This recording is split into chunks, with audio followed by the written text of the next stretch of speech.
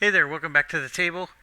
Um, we're going to start the third turn here, and a couple more apologies are necessary, and I'm going to get through there. One of them's quite embarrassing for me, but it made me laugh. And thank you to a viewer for pointing it out. So we're going to do a little pop quiz. What is the name of this game? Because apparently Jeff didn't know. So I'll give you a hint. What is the name of this game? It is Altar Quest. Okay, so what is the first word in the name? It is altar. Where the bloody blazes is the altar in this game? Oh my gosh, I'm so sorry. When you set up the game, you're supposed to draw an altar card, and it's supposed to be in play. And so if you go to the quest deck here, the altar card goes right here. It actually would be here from the very start of the game. It's in the setup that you do. It would be here, and then the mushroom would have appeared here, and then everything else is normal. It's just that this would have triggered. We've played 2 rounds. It would have triggered 2 times. Okay? So it's not the end of the world. This is pretty easy to retcon. But it just. I'm freaking playing a game called Altar Quest, and I forgot to set up the altar. And then I played 2 rounds without even realizing it was missing. I guess, if anything, that's a gripe about the game is that the altar is not that significant. But it is what it is, and I hope you can find some comedy in that. And I apologize if you made it to 2 playthroughs and this is rocking your world. And yes, I promised a cleaner playthrough, and I knew the rules. I mean, for bloody sake, I had the altar set up correctly in the first playthrough where I had all kinds of rules mistakes. So super large apologies there. Now, the viewer who caught this also found 2 other errors, but we caught those. And I'm not too worried about that. I will refresh us on some of these as we go. We have to be extra careful. When we spend the altar dice, we have to do the action on the card first if the altar dice portion is not an exhaust keyword. So let's talk about that. Like this one right here, this perfect example. So see the Berryland Instincts? At the bottom we can spend the airwave, and each character, this part right here, may move 1 space, without trigger effects. Okay, that bottom part doesn't get done until the top part is done first. So you have to do it in order. Now, conversely, this one. This one has an exhaust keyword, so we could do the bottom part of this first before we do the rest. And that's just laziness on my part. I mean, the rules is definitely there. I just, in some cases you do it, other cases you don't, but that is the dividing line. So I want to make sure everybody gets that right. That was one of the mistakes that we made. We did correct it in the video, but just reminding everybody. And gosh, I don't even remember what the other one was, but we corrected that one as well. I didn't remember. It was the attachment below the fungus. We forgot to activate that. Okay, the other apology is that last video ended early. I think we may have missed this part of the game. And as you can see, the quest card that's attached to the bookcase is gone. We ended up getting a ripped fabric, and that went to Rowan. So I apologize that the end of the video got cut off. I ended up getting a phone call.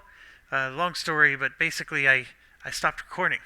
So we missed it. It was only like the final 5 minutes. So that's really good news. We didn't miss that much. And since I forgot to put the altar card in, we can go ahead and compensate for that now. So let's look real quick at the altar card. It was supposed to activate twice now, right? So we just finished the second round. It was supposed to activate twice. So let's figure out how to retcon this. When it activates, each hero may discard 1 focus to change an altar die to a result of their choice. Each hero in the altar's room may move. See, there's no altar room yet. We haven't found the altar. So the last half of it doesn't ever happen. The other one is we could change the altar dice. So first retcon rule here, first retcon rule of Fight Club, of Altar Club, is who cares about the first round? Like, we're not going to bother changing dice from the first round and figuring all that out. Now, right now, I'm going to try to do it because, look, we got 3 dark swirlies over here. Actually, you could see it on the other camera. I didn't have to do that. We have 3 dark swirlies up there, and we can't figure out a way to use them, so that might be a good thing to do. Okay, so each hero could possibly change a die. The other thing, which is more foreboding, is the wavy symbol. Each hero with no focus suffers 1 damage, and then each enemy suffers 1 damage, and that consumes the wavy symbol. Now, I think in the first round there was a wavy symbol, because we were only trying to make sure there was no diamonds. I'm not necessarily sure what the best way to retcon that would be. I don't even remember who did not have focus from amongst our heroes. I have no problem with giving our heroes 1 damage each. That's like not the end of the world.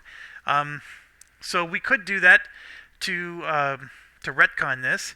But just so you know, right now, focus, that's for Rowan, focus, and focus. So all 4 heroes have focus right now. What it does do is consume the die, and it does do 1 damage to every enemy. See? It's not just us. Each hero with no focus suffers a damage, but every enemy just suffers a damage. So, I'm going to retcon this by saying in the first round, nothing happened. We don't take damage, which we probably should have, but neither do the enemies. And they could have taken damage too. I know the cannibal for sure was still alive after the end of the first round. But this round, we will do it. There is a wave die right here. So we're going to go ahead and resolve that. So we have, as you can see, there's the frog and 2 other enemies. The frog is actually dead. I forgot to take him off the board. So let's do that. And 1 second while I put him back in his home. Alright, so we actually have 2 enemies, and we're going to give 1 damage to each. One of those is the 2 armor dude, so we're always happy to give him a damage. And neither of them are close to dead. But we will gladly take that damage for them. But that also means we have to roll a die. So let's go ahead and resolve that. We got a diamond. We can definitely put use. So there's 3 of these we want to roll. Excuse me. So we just need to spend 3 focus, and it has to be from 3 different heroes. And then once again, I'm doing things out of order. This should not be re-rolled yet, but that's okay. We're going to spend the focus. We're going to do it in a way where everybody still had at least 1 focus to avoid the damage. So Ulrich, Rowan, and Willow all had more than 1 focus. So we will spend the 3 focus and roll all 3 of these dice. And that's a really nice mix. And that wave would have actually triggered if we didn't have one, but that's okay. It triggered the other one. So we actually are sitting in even a better position after the end of the second round, now that that altar card is in play. So that cracks me up. Okay, I have time to probably do 1 round, maybe 2. I'm really pushing it. It's a new year, and 2021, happy 2021, everybody. And we're going to... I got to go back to work. That's the problem. So, with that said, there's a lot going on, and I am the master of staying up late, and that's not going to be very... it's not very cooperative with the work schedule. So, we'll at least get 1 round in here, and let's get going. Thanks for joining me at the table. Hope you're enjoying the playthrough. One more announcement. Dwellings of Eldervale has arrived, the Legendary Edition. I saw on eBay that it's going for $400 to $500. I was planning on doing that next here. I also have the Trung AI for the Fire in a Lake from GMT Games. I have actually a backlog of games I want to play right now. Dwellings of Eldervale, I've never played solitaire. I've played it multiplayer several times.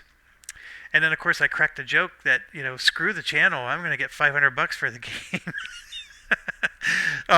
I'm not real big on selling on eBay, so I probably won't ever command that. This past week, just to also give another quick announcement, I know it's not related to the game, we played Ad Astra, Francis Drake, War Room, Nemesis, multiple times, Nemesis, and Alter Quest. So we had a lot of board gaming over the holidays, so it was a very good time. And all of it was multiplayer. Sorry I didn't get to record most of that. So anyways, yes, Dwellings of Eldervale. If you're interested, I will try to get it going. It tends to be one of the more mainline games, so like, Rolling Solo and those guys are going to end up doing it. I think they did this game too, so that hasn't stopped me. But also, Nimitz, Field Commander Nimitz, just released a new rules update, so all the gripes I had with that game now fixed. Unfortunately, the Fire in the Lake and the Field Commander Nimitz, the types of viewers who like that game are probably not most of you who like this type of game, but anyways, I know some of you are interested in that update. Okay, let's get going. Alright, it's Peanut Butter Heroes time, and I think what we're going to do is we're going to keep cracking away at these two guys, and I'm going to try to open another room, and the other room I'm going to open is this one in the back. The monsters spawn all the way down here in the corner, so they have a long walk to come up and engage us, and that might be what I end up doing. The problem is the best character to open that room is going to be Hightower, and Hightower happens to be the most damaged. So, I think we're going to have Willow do it. She's not necessarily the beacon of defensive fortitude, but I think that might be what we do. Then those other two, we're going to send Ulrich in and have him just tank them and spank them, and we should be good. Okay. I'm thinking we should see what's in that other room if we're really truly going to open it. So I'm going to have Ulrich go first. So we're going to go one action for 1, 2, and then 3, which will get us next to the feature for that room. So that's Ulrich's turn. One of the things that actually got cut out was a rule for when you draw these quest cards in this search, and we'll talk about that at the end of this round if it comes up again. But Board Game Geek has a very big debate about this particular quest, the search, and it has to do with when you draw a clue and it's the half piece that another player is looking for, can you just give it to them? And the answer seems to be yes, but there's some, like, my interpretation of the rules was different, and I don't think there's been an official ruling. And if there's anybody who knows, if you know what I'm talking about and you know about an official ruling, please let me know, because I want to do it the right way, but there's like 3 different ways to interpret it. It's really bad English, but we'll talk about that when we get there. But Hightower here is possibly going to pick up a feature, a quest card at this feature that he doesn't need, and that's the reason why it popped in my mind. Okay, so we're going to draw a card from the feature deck, and it is, we'll move over here, it's the bookcase. This is a good one, bookshelf. A hero adjacent to it may draw a card. That's a really nice one. And so we just bring it over here. It has a magic search. So see there, that's a little moon symbol. So it doesn't interact. You can do a magic search, and for every supply that you gain, you would get to draw another card. That's actually really nice, especially if you're a magic type character. the bookshelf should not be very far away here. Here it is. And swinging back to the room, the bookshelf will go right there, and sure as tootin', he's right next to the bookshelf. So we draw a quest card, and I'm going to go ahead and just show it on the other camera. It is the Darkened Room. When revealed, attach this card to the room's feature, then each hero must either discard one focus or draw a lurker card. This is one of the reasons why we try to keep focus. That lurker card is not fun. But we all have a focus. I'm a little disappointed we have to all discard one, because now 2 of our characters have 0 focus. But that's okay. Done. 4 of them discarded. Okay, and that's it for the quest part.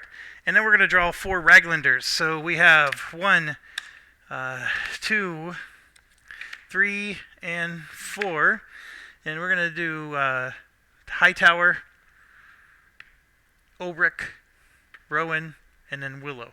Okay, Hightower is getting a blooder, green. So his curious odor is now a very large problem. And I think I've always been wanting to say that in a YouTube session. So his curious odor is now a very large problem. And I hope I don't get demonetized for that. So here we go. Green.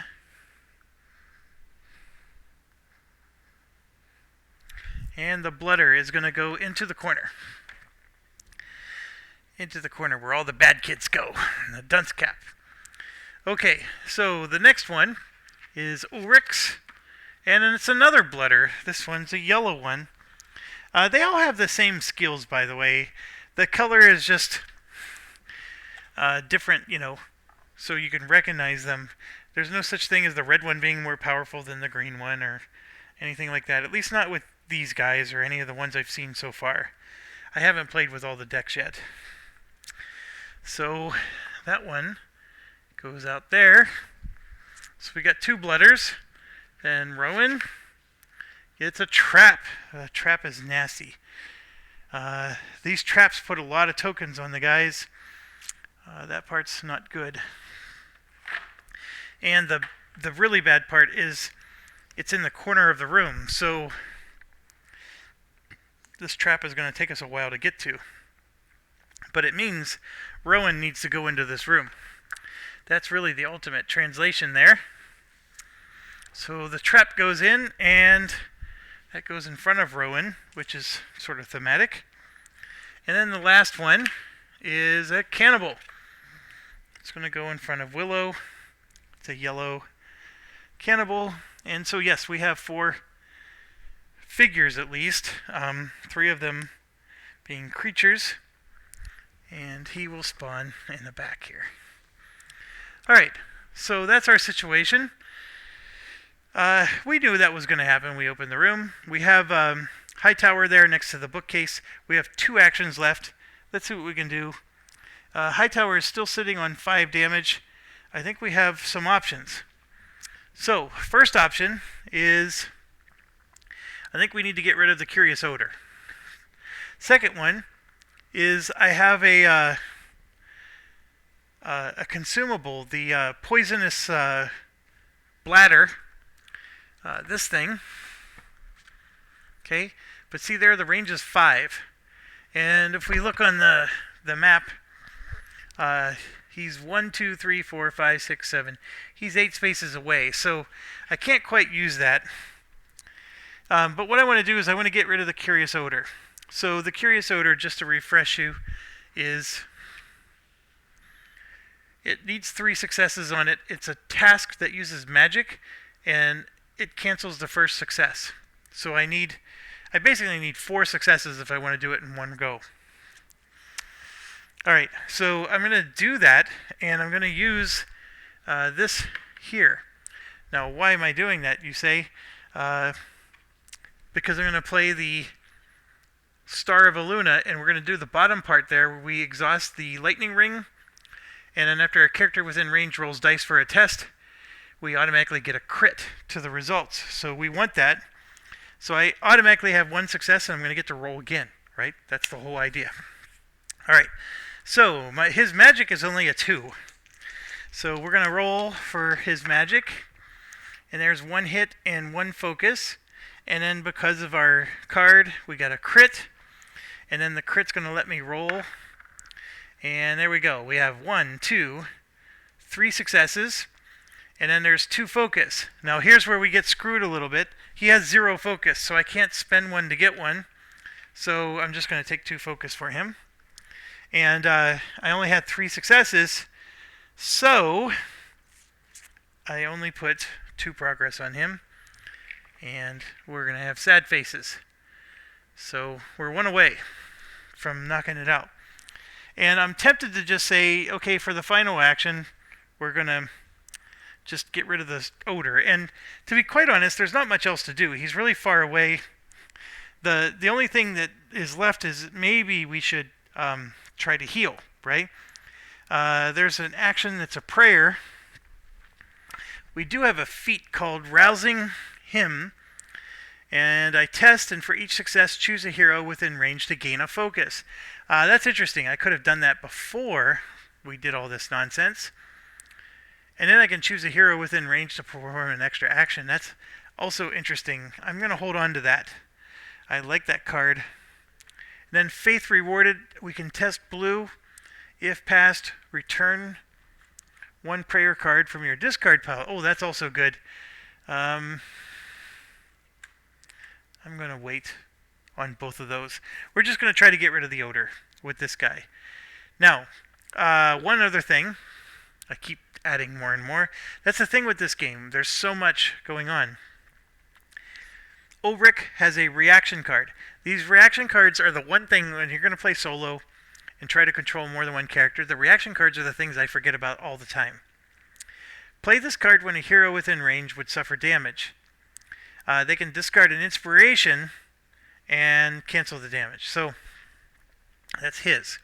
Willow has one.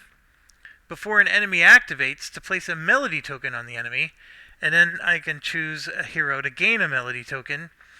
That's nice. And then, what's his name? Rowan has one. When an enemy moves into a space within range, you may immediately attack. So there's a lot of reaction cards I need to be mindful of. Okay, none of those we're going to worry about at the moment. We do need to roll this. And of course we get the Dark Swirly again. And this time he only has 2 magic. There's no additional tricks up his sleeve. And you can see right there, there's 2 successes. I only needed 1. I had to get 1 to get through. The second one is enough to finish it. So I'm just going to take another focus. The 2 successes was the minimum needed, and it was enough to get through that block and then put the 3rd progress on this card. Now this is an event. You don't get we don't get a supply for that, but we do get rid of it, which is just as pleasing. Okay, so Hightower is done. So I'm just taking a quick look at his cards because we could possibly, try to heal or something like that. And I am going to. He has a thing that says each character within range may heal 1 damage, and his range is 4. He could have. So before he moved, he was here, and we could have used that before he moved, and he could have healed Ulrich and Willow. So I am going to do that, and it uses the lightning ring, and we got it back. All right, so Willow heals 1. She has 2 damage. Ulrich heals 1. He has 1 damage. And then, of course, Hightower heals 1. He's down to 4.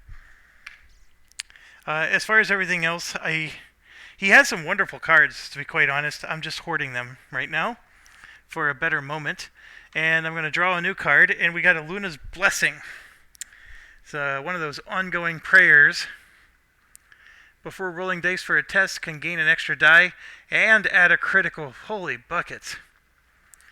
And after rolling dice for a test, add a success. And that's just an exhaust thing.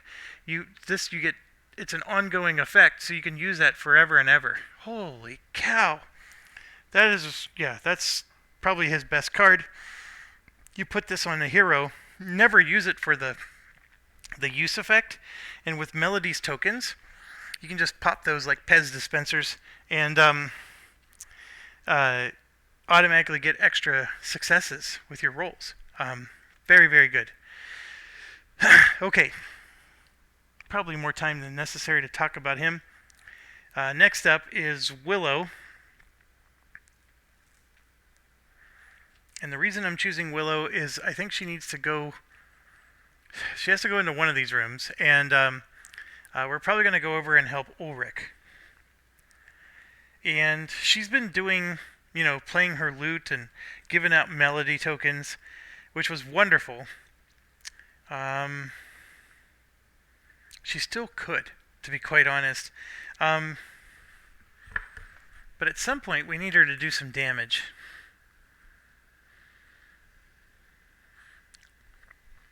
She's in the room with the fungus, and I apologize. My son was playing with it, and it moved. There it is. Yes, he was 17 years old playing with miniatures. Not to mention the unmentionable age that I am still playing with miniatures.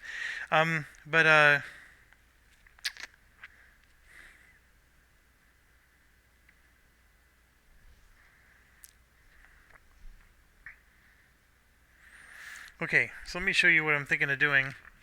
We have this search card. She searches with orange. She gains +1 for the test if you have at least one melody token on your character card, which she does. And then it consumes a fire to either gain a supply or a melody token. She can do this in the fungus room. The fungus room already has one search on it. So in doing so, she's going to have to get at least 2 successes before she finds an item. I don't know if that's necessarily exciting. We could move her into the bookcase room and then use that, and then that's a little bit more exciting. So let's try that. So she's going to do 2 actions to move into the bookcase room. And so let me make sure you can see. She is right here. So she's going to go 1, 2, 3 for the first move, and then 1, 2, and then 3. She will absorb the damage, so Hightower doesn't. Although Hightower has 12 hit points. Yeah, she's not a big damage absorber, so we'll put her back here. She'll hide, like brave Sir Robin, around the edge of the bookcase. And if you were playing XCOM, that's the better move, because now she gets half shield protection. Okay, so that was her 2 movement. It gets her next to the bookcase, which will let her draw a card. That's wonderful. We could do the bookcase search, which then allows her to draw more cards, or we can do the one that I already had on the table. The issue is we don't have a fire available. We could play a melody token, but playing a melody token just to get one is silly. Playing one to get a supply is interesting. I don't know if it's a good use of a melody token, but I can look at the other cards and see, like for example, she can use her lute, not for the action, but for the exhaust. Just for the exhaust, she can exhaust the water to give 2 focus to somebody in range. That's quite good. She can deal damage to someone in range, but no one's in range for her. She has a Merry Minstrel Christmas. For each success, after she tests purple, you can place a melody on a hero card. And then she can give a hero an extra action. We've been hoarding those.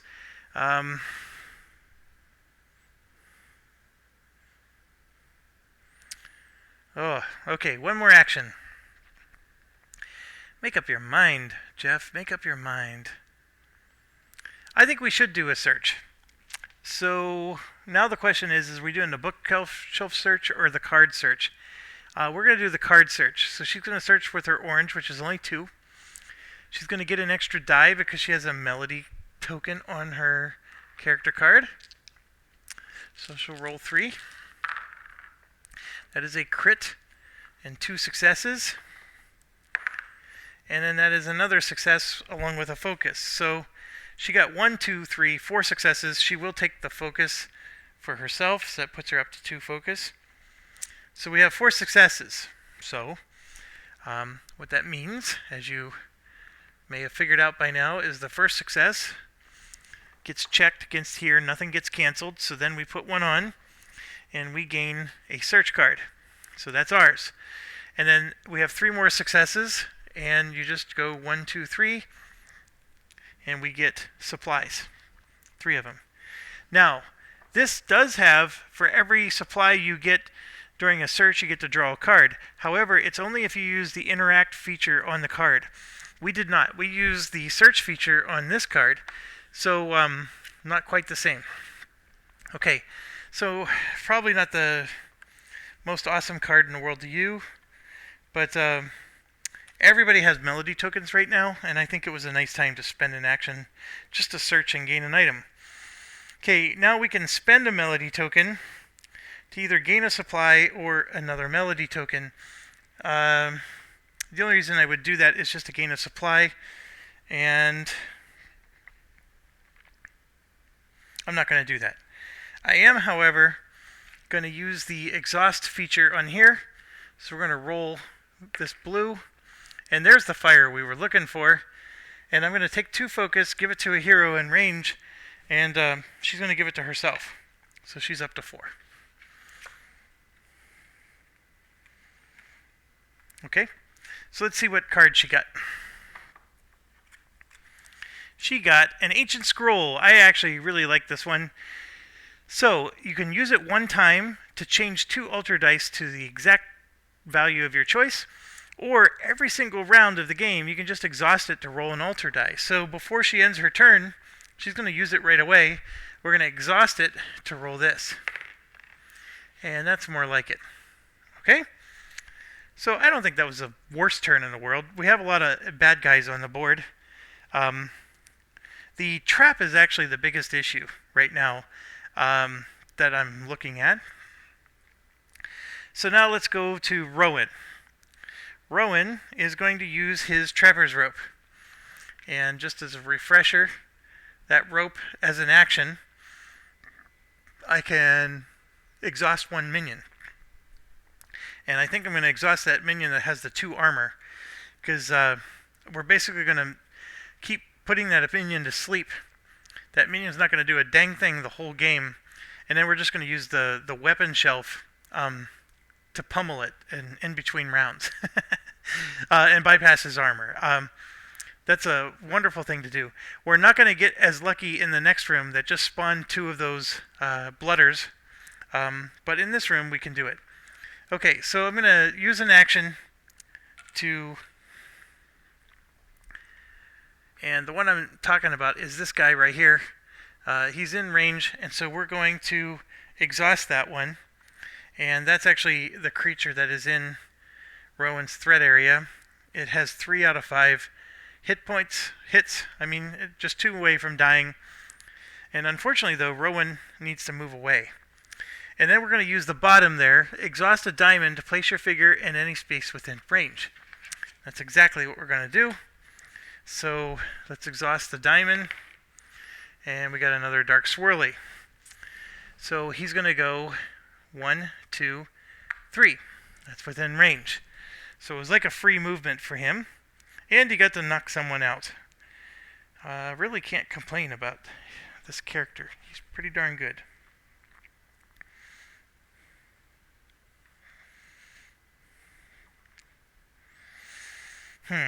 Okay, next, I'm looking at his stuff. It's really difficult to get him all the way up to those enemies. It would have been nice if he had that potion that does all this massive damage. We do have...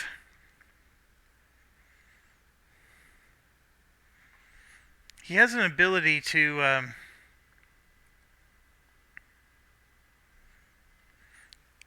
Yeah, he can move up to 2 spaces, moving through any enemies and ignoring trigger effects. Then he can discard 1 focus to gain 1 supply. He has 0 focus right now, so that's not very exciting for him. But it is nice. Unfortunately, he's not close enough to deal with the the trap. If I run him all the way up there, every one of those guys is pummeling him. And he has 2 armor, that's it. Whew, he's going to take some damage.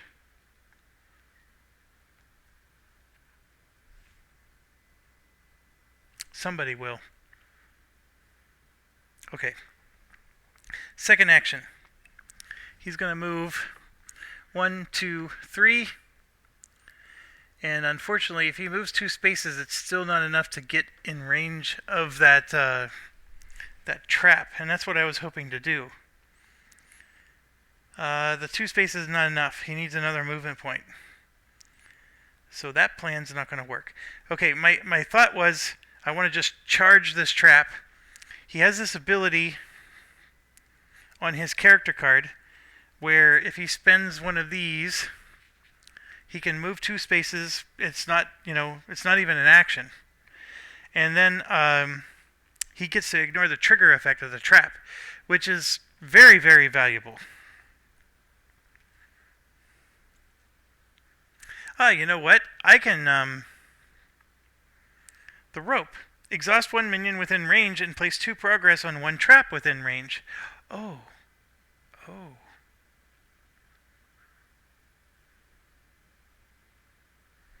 The rope's range is 3. And I don't know if you could tell by the camera. He is 1, 2, 3, 4 away. So we're going to do this. He's going to move 2 spaces. And got another lightning. It's called Bury Scurry. So he moves 2 spaces. And then he can discard a focus to gain a supply, but he doesn't have any. This is not an action, folks. So we'll go 1, 2, like that. I know that puts him in harm's way, but he was already in harm's way. And here's the cool part. I'm going to use the rope again. This time I get to exhaust a minion within range and place 2 progress on a trap within range. Well, this is another one of those blooders, right? So I'm going to exhaust him so he does nothing but stand back up. So let's do it. It's brilliant. What a wonderful move. So we're going to exhaust that blooder. So that's 1 less person attacking him this round. And we're going to put 2 progress on that trap using our rope. We didn't even have to go next to the trap. And it needs 4, but we're halfway there. Oh gosh, that was actually... It was a big brain move. It made it look like I actually knew what I was doing. I don't, for the record, but that was still really cool. Now, I can use a Dark Swirly to do a damage with him, but I have to be 1 space away, and I'm not. So unfortunately, can't use that. Now, I'm looking at his other cards. I'm just trying to decide, okay, can I play, anything else? Can I, exhaust a card using a melody token and get some kind of bonus? And the answer is no, not really. Now, the one thing we have to our advantage is he has this stakeout, so as soon as an enemy activates, he can attack him. So we will probably try to use that and try to do as much as we can to help him out here. But really, he needs armor. And he doesn't have enough to absorb 2 attacks, which is coming. I think the trap is also going to hurt him.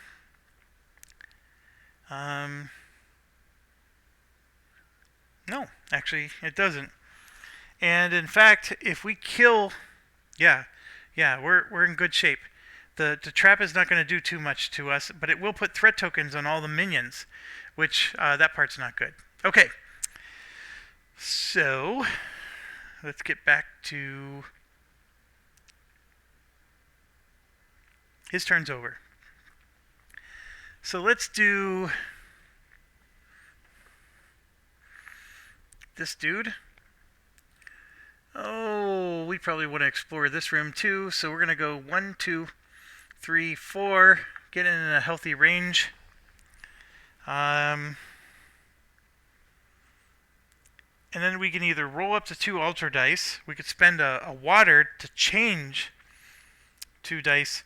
But no matter what, he can attack. So he's going to attack with his magic. His magic is just 2. And we're going to attack this guy here, because he only has 1 armor. And he's the one that's not knocked out. So 2 hits go, but 1 gets blocked by armor, so only 1 gets through. And the guy we're talking about there is this dude right here. So he already has 2 damage on him, and we just did a 3rd. And there's the armor that blocked his first hit. Okay, so that was Huey, Dewey, and Louie. Okay, Huey could spend a water to change to Ultra Dice to any result we want. The only person that's left is Ulrich. So let's take a quick look. Ulrich can actually use the fire. He can actually use the lightning. And everything exciting.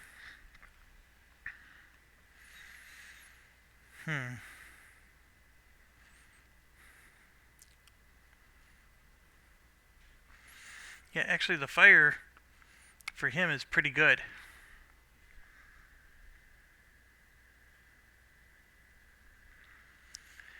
Alright, I'm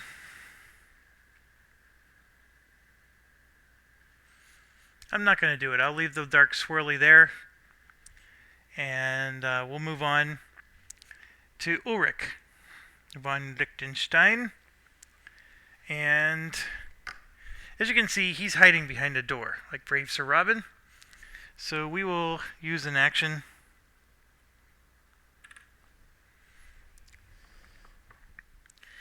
And go 1, 2, 3. And you know, I wanted to hold on to this card, but really now is the perfect time. Or is it?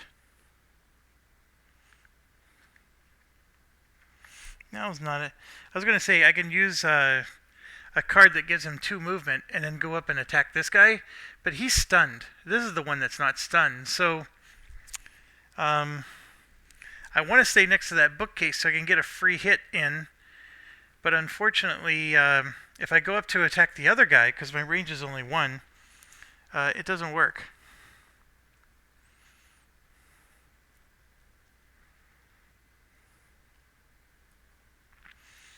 Boy, I'm trying to think of what to do with this guy without wasting his whole set of actions. So here's my dilemma. I want to stay next to the I keep calling it the bookshelf, but it's the weapon rack. I want to stay next to the weapon rack so I can do damage to the blooder, the one that has all the damage. So he's with Rowan, that blooder right there. Okay? He's 3 damage out of 5. If I keep him next to the weapon rack, I automatically have 4 damage out of 5. However, this one deals 1 damage to an enemy within range, just like the weapon rack would. And it's a fire. I have a fire. So if I can use my sword on the other guy, I can do the fire on this guy, which is more or less the same effect. But then I'm still 1 away from killing that other guy. So then what? Well, I got this, which would let me move 2 spaces and perform an action. Now, why is that valuable? Well, that's 2 free movement. And I could use the attack to attack the first guy and this to do the damage to the other one. It's mediocre. I have one here, the Valiant Stand. I have several of these. I can discard an inspiration to change an altar die to the result of my choice. Then I may discard an inspiration to attack. And then I can deal 1 damage to an enemy within range. It's even more brilliant. So I think, you know what? I really like that. That's a range 1 as well. So I think we got figured out what we want to do here. So what I want to do is I'm going to do another action to move. So I'm going to move 1, 2, 3 and get next to this jerk right here. Okay? Because we're going to damage him. Alright, next thing. I'm going to play Valiant Stand to discard an inspiration to change an altar die. So we're going to change this to a diamond, and then the diamond gives him an inspiration. So I'm going to get that inspiration right back. And then just roll, And we got ourselves a nice fire. Okay. Next, I may discard an inspiration, which is the one I just discarded, or got back, so we'll discard that one. And by the way, if you're keeping track at home, he has 2 inspiration now. And it lets me attack, red. Also, for a water, I could deal 1 damage to an enemy within range. I'm going to deal that damage to the guy with the 2 armor. So the water will get rolled. And the guy with the 2 armor is not who I'm attacking, so don't worry. I'm just going to do that damage to him now. And then this sword is not being used for its action, but I'm going to use the fire to deal a damage. And that's actually going to kill the guy with the 2 armor. And there we go. So we're going to do that, and the guy with the 2 armor, the blooder, is dead. He has been knocked out and never stood up or did anything the whole game. And we get a supply. Alright, now back to regularly scheduled programming. I just killed this guy with all those exhaust effects. Now, for the record, because I did play the rule wrong one time, I just want you to understand, he's technically still on the board. He doesn't die because that 1 damage that I deal to him here doesn't occur until after I finish resolving my attack with him. I just think from a gameplay perspective, there's no harm, no foul, so I just do it while my mind is thinking about it, so I don't forget. But just for those of you playing at home, just understand that he's still technically there, and that damage doesn't. I'm not allowed to apply that final damage that kills him until after we've finished resolving this attack right here, which is a red attack, and red for him is 3 dice. Now this guy has 3 hits on him. He needs 3 more to die. Okay. We want 1 minion to be on everybody because that's the trap causes you to get more minions. In fact, by killing the 1 guy that we just did, you know what? We're not going to kill him. That's why we got to leave this guy alive. He's stunned and knocked out, so we're not going to worry too much about him. We're leaving him alive. Why? Because, let me show you the trap.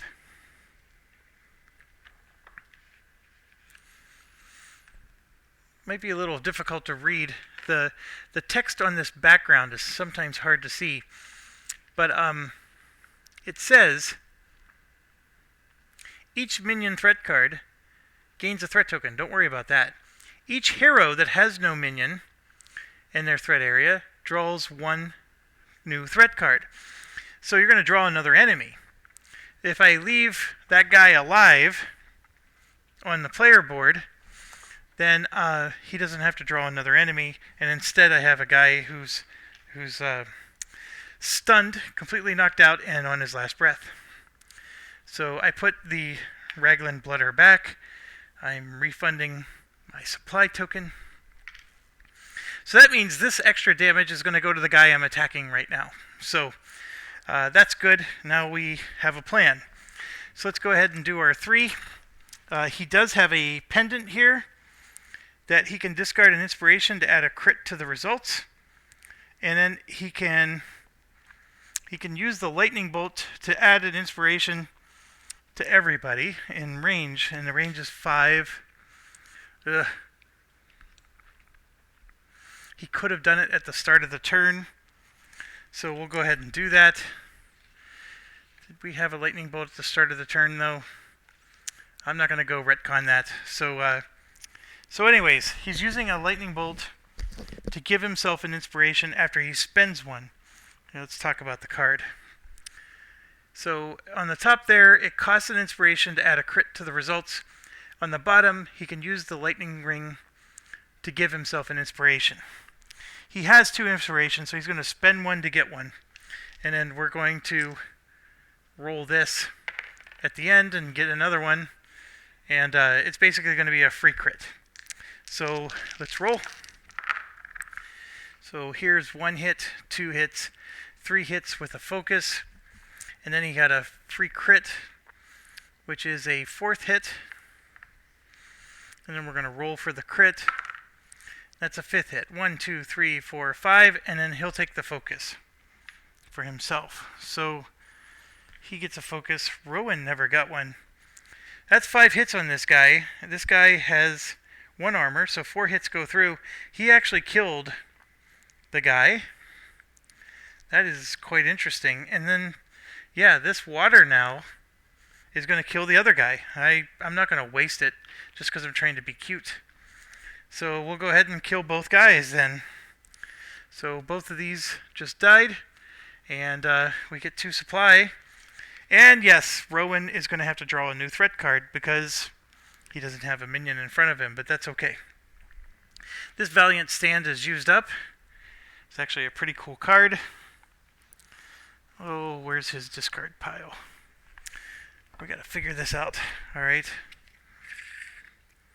Right, there it is. Okay, now drawing cards.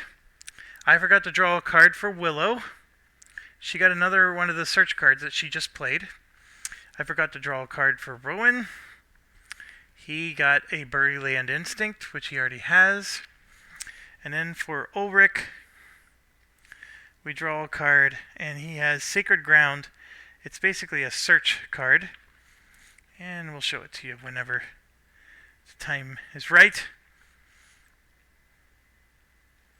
He basically does a search and can heal 2 damage with it if he has inspiration.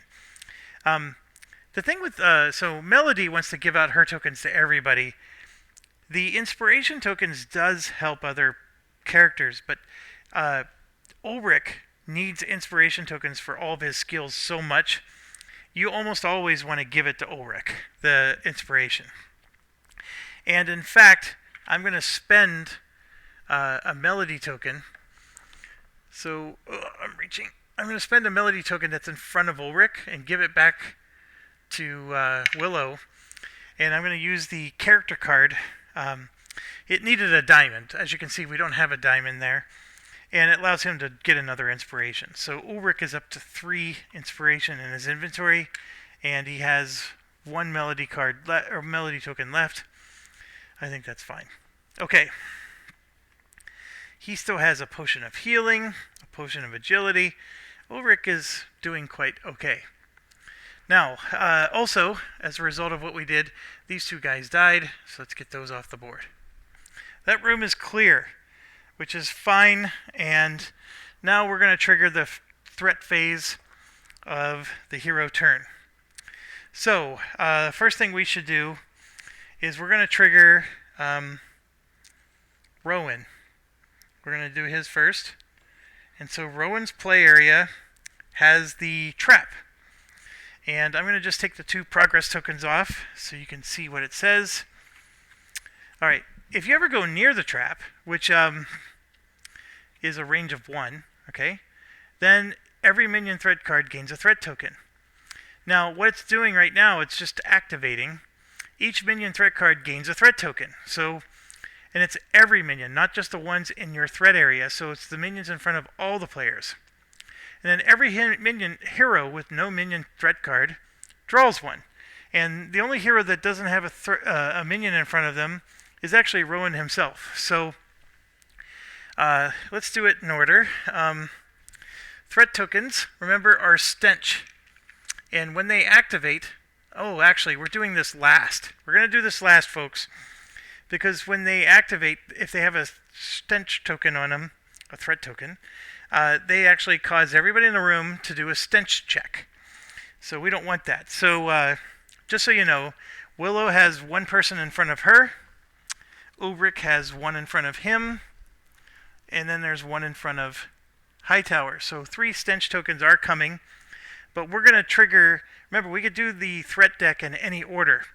Any player order. Once you do it, then it's in order here. But we're going to do him last. So let's do the other ones first. First of all, Ulrich has a Bludder, which is the yellow guy up there in the corner. He's stunned. So all he does is stand back up. Ulrich's turn is over. Hightower has the green guy, and Willow has the yellow. They, however, are going to do stuff. And so what's going to happen is the green guy is a Bludder. We are finally seeing a Bludder in action. And you can see he's going to do an engage. His movement is 5. He has plenty of movement. He's going to do an inflict 5 green. Okay, so the blooder, oh gosh, I have to reach all the way to the corner here. It's just going to move. Well, what's his range? His range is only 1, so he's going to get up close and personal and attack. Rowan. Okay, and then the other one, while we're at it, is going to engage. He moves 4. He's going to inflict 5 red, and he has a range of 2. So what they do is they like to move until they're within maximum range that can still hit. Unfortunately, that would be here, so he's going to move there, so he's 2 away, but can still hit Rowan. Okay, we've got to do these one at a time. I'm just moving them both while I'm stretching halfway across this table. I don't know how people with regular tables can even fit this game on their table. Okay, so we're doing an inflict 5 green against Rowan. Rowan happens to have 3 green defense, and then he has an armor. So we're going to roll 3 dice, and there you can see we have 3 successes and a crit. That's 4 successes, and then his armor is the 5th. He blocks all the damage. Rowan does not take a single damage. That is a wonderful Rowan. But his green is his thing, right? The next guy is doing a might, because he's got like a spear, or I guess a club. Actually, it's a club. Okay, this next guy is doing a red might check, and Rowan, unfortunately, only has 2 dice for the might. So that's still better than, I think, Willow, who would only had 1. So he's only going to get to roll 2 dice on the might check. So he had 2 successes. So it's 5 damage, inflict 5. This would be 4, 3. He has natural armor, which makes it 2. And then he actually has 2 armor tokens on him. That makes it 1, 0. So he took no damage. Barely. Okay. All the monsters have actually triggered. Now we do the trap. So we take the threat tokens, and we're going to put 1 on each monster that's out there. And these threat tokens, when there's only 1 of them, no big deal. But we got to start killing these guys, or they will become a lot bigger deal. And then Rowan is going to trigger a card, and guess what? It's another trap. So we now have 2 traps, and things just got a lot more interesting. So 2 traps are going to be putting stench tokens out on everybody, and that's not going to be good. But Rowan is already there, and it's going to be in the room Rowan's in, and we're set. We're going to be able to take care of this trap quite handily. It's just, he's not necessarily going to have enough actions to do it, because he's going to be using his rope like mad. He could go in and try to resolve the trap manually. He doesn't really get much of a bonus when he does. It's the rope that it makes him powerful. His big thing is he can disarm traps without triggering them. In every game I've played where he's not there, the heroes have to just bull rush these traps, take whatever damage these traps are going to dish out, and then and only then do interact actions to try to, remove the trap. It's really painful. Okay, so this is going to go in the corner, and we now have 2 traps in play. Alright, next phase is the Gert phase. So every hero either discards an armor token or does a resist 3 blue. And you know me, I've been doing the resist 3 blue with everybody. I really haven't been, I've been stingy with the armor tokens when I get them. So we'll start with Willow. She rolls 2 dice. There's 2 successes. She could spend a focus for 3. And she will. She takes no damage. Next is Rowan. There is 1 success and 1 focus. He has no focus, so he's going to just take a focus and then take 2 damage. And Rowan had 0 damage on him. He got attacked twice by big burly guys. Took no damage from that, and then some stupid Gert check gets him.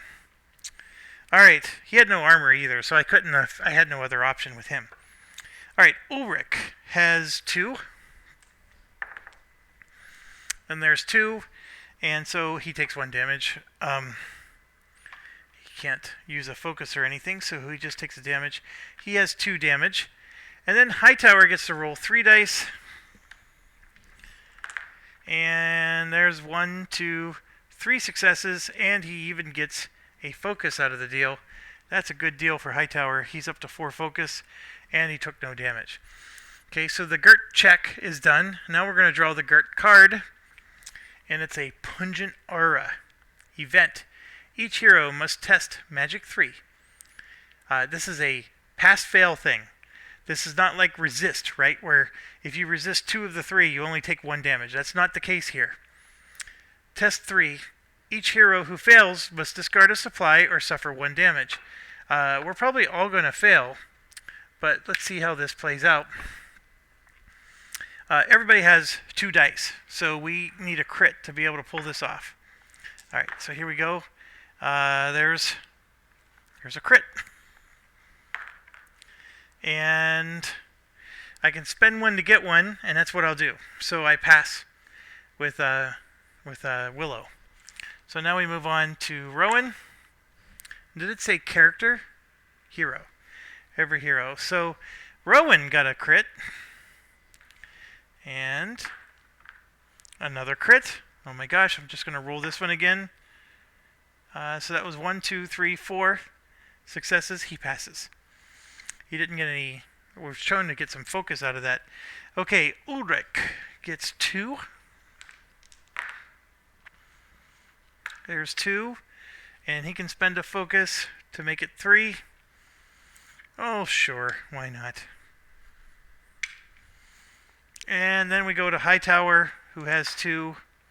That is a crit. And there's the 3rd, and he gets a focus. Hightower is at his maximum level of 5 focus, so well done, Hightower. Okay, so no damage from the Gert card. Okay, so we finished the villain phase, the threat phase. Now we go to the quest phase. So in the quest phase, first thing that triggers is this. Each hero who controls a clue card has to discard a focus or resist 3 magic. Okay, Willow has a clue card. She has 3 focus. She's going to just discard 1 focus. Rowan has a clue card. He has only 1 focus. He will resist 3 magic. And this could backfire on him, but let's try. And he got 2 successes, so he takes another damage. So he's up to 3 damage now. I don't think anybody else has clue cards. So that's it for them. Somebody had mentioned not taking the clue cards right away for this exact reason, because you suffer so much by carrying these things around. So just go explore your rooms and then come back and get them. That's an interesting idea, and I think that's a cool strategy. I had never tried that before, but okay. So now we get to the altar. A hero can discard a focus to reroll an altar die. We're not going to do that. I'm going to leave it be. There is no wavy symbol, so nothing happens. There's nobody next to the fungus among us. There's actually nobody next to the weapon rack. There are 2 people next to the bookshelf. So those 2 people get to draw a card. Those 2 people are Hightower. So let's draw a card for him. And he got the Divine Protection. And he actually already has 1. And he already played 1, so that's his 3rd one. And then, who's the other one? Willow. Willow gets 1. She actually does need cards. She doesn't have a lot. Inspiring Chorus. Oh, this is a new one. Choose a hero within range. That hero may move 3 spaces and gain a melody token. How nice of her. Alright. You can clearly tell she's a supportive one. She doesn't really dish out damage. But I would justify that her melody tokens, if you manage them right and make sure all the characters have plenty of them, by being able to do the little, altar symbols, everybody has weapons that, does 1 damage to an enemy within range. That's where her power comes in. She's not doing the damage herself. Everybody else is, and they're using her melody tokens to do it. It's pretty cool. Okay, we are done. And then lastly, we're next to this bookshelf, so either Willow or Hightower can draw a clue card.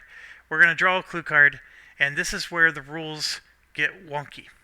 Okay, so I'm going to take a few moments, and if you're fast forwarding, because this isn't important to you, I will give you a thumbs up when I'm done. All right, so here's the deal. The clue cards, let's grab the one that's activating right now. A hero adjacent to the attached feature may draw a card from the clue deck. So only Willow or Hightower can draw that card. I think we're all in agreement there. This is where we go south. Then, if a hero takes control of a clue card, discard this card. Okay, what does that mean? So, the first interpretation, and this started a conversation on Board Game Geek, is somebody, I love his soul, said, well, if I take the clue card and so-and-so, like Willow, needs the other half. So here's a perfect example. Willow has the torn map. She needs the other half. So if Hightower, or let's use Rowan. Rowan's not next to that bookshelf. He needs the other half of the ripped fabric. What if Willow draws the card and it's ripped fabric? Well, then what? There is no trading in this game. It's not in the rule book. There's no such thing as trading between players. And if you played the Brook City, the police game, the Sadler brothers weren't real big on trading in that one either. If you had tokens, you had to be the one that carried it, or you had to make sure the right cop carried it. I mean, they're sort of anal about that stuff. It's their choice. But here's the deal. The guy was very concerned that this quest was unbeatable, because if the wrong person draws the card, then they're stuck with it. Well, the language here, as somebody pointed out, is if a hero takes control. So you can draw the card, but you don't have to take control of the card. That's an interesting concept. So this is where the rules interpretations diverge a bit. There's one of three ways you can interpret this. Number one.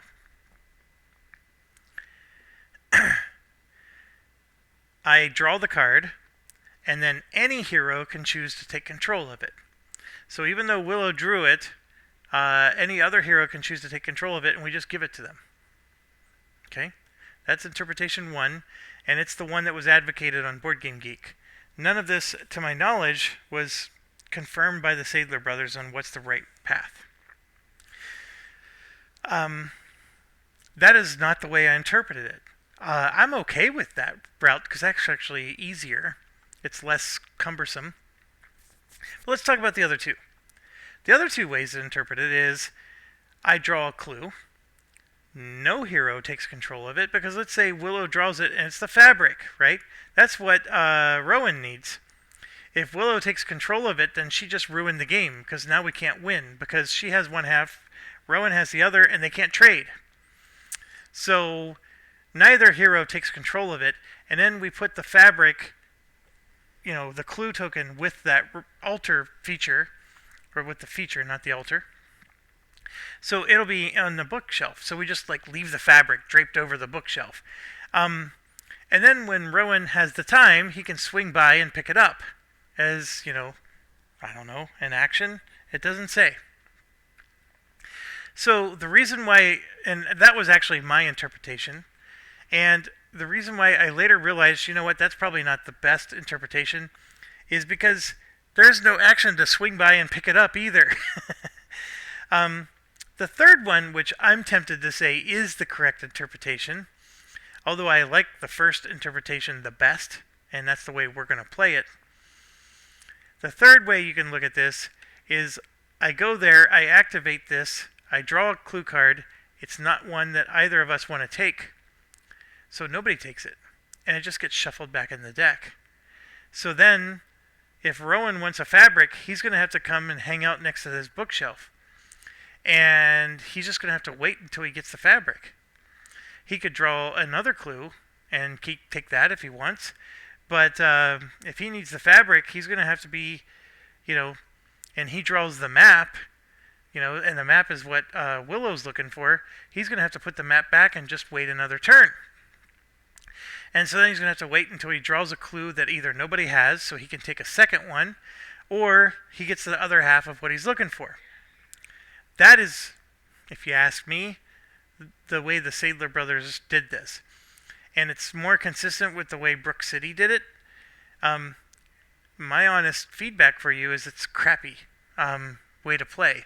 Because now I'm sitting there babysitting a bookshelf just so I can get a clue. I guess thematically you could say he has to do a lot of searching, right? But if I find a clue that just happens to belong to Willow but not to me, I don't understand why I would stuff that back in the bookshelf and then say, hey Willow, you're going to have to come over here and find this clue that I just found. It's a stupid thing. But I have a feeling that that third explanation is the way it's supposed to work. I'm not aware of any other spot in a rulebook that talks about what you do in this situation. There's definitely not a spot in a rulebook that talks about trading that I'm aware of. The Board Game Geek forum, this one was talked about quite a bit, and the guy who answered it the first way, I like it. I like his solution. So that's what we're doing. So we're going to draw this card and just give it to a hero. And even if it's a hero that's not next to the feature. Okay? So I'm done with my long explanation for those of you who are fast forwarding. And I hope that made some sense. All that debate is on this one freaking line right here. And we'll see. Maybe the brothers will ultimately rule in on that. But we're going to draw a clue card and very likely take it. And guess what it is? It's the torn map, the exact scenario. Well, no, it's not, because Willow's actually next to the bookshelf. So between Willow and Hightower had no clues at all. I would have had Willow do the drawing, because with me being paranoid that the rule really is the other way around, I would have had Willow draw, right? Because since she already has one, she would be the one that makes the most sense to draw another one. And there she is. She actually has both halves of her clue. That's awesome. And that's never happened to me this quickly before. While adjacent to the altar, you may discard this and then place a quest. And we need 4 quest tokens on this to win the game. So she's able to put a quest token on the altar. Unfortunately, we haven't found the altar yet, but we're working on it. We got 3 features revealed. There's 8 in the deck, and one of those features is the altar himself. So I know that was a long-winded explanation, but I thought it was worth talking about. I certainly get rules wrong all the time, but this one, I'm not trying to get wrong. I just honestly don't understand it. So, and I went on Board Game Geek, and there was a really nice discussion, but even after reading it, I still don't understand. So, anyways, that brings us to the end of all this. So, thanks for watching. Stay awesome, stay healthy and safe.